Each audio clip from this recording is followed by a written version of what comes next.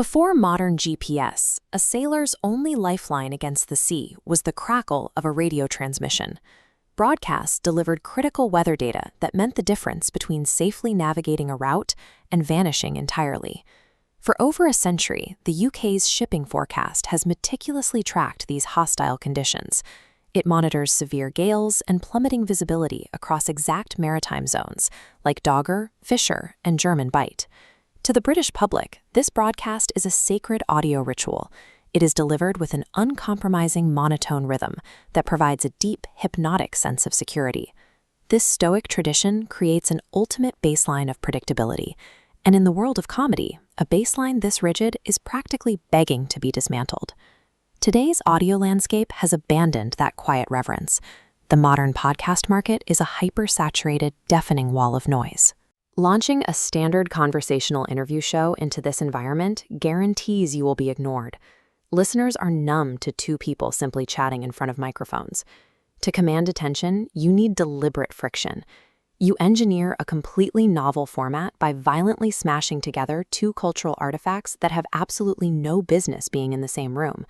Enter Forecast Baba Booey.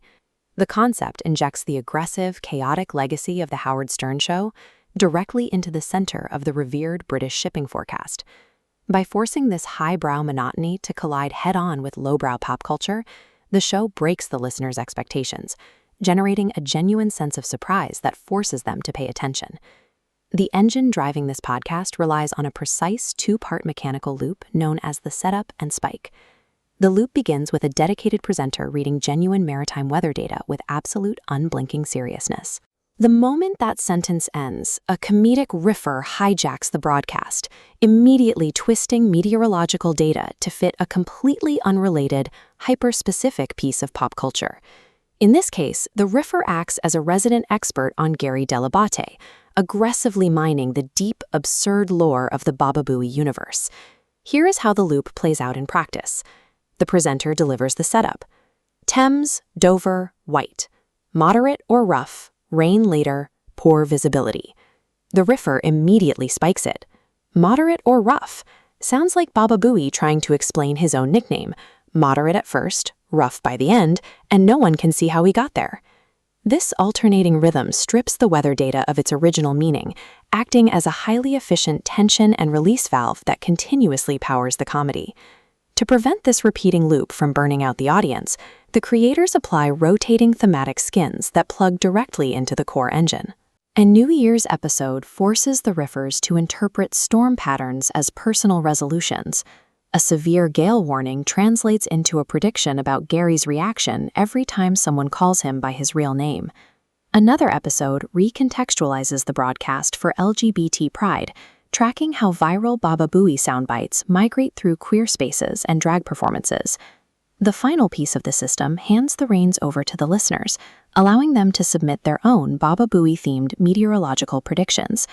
During these segments, the comedic team live tests the audience submissions on the fly, reacting organically to prompts like how many times Gary will spill water on his soundboard.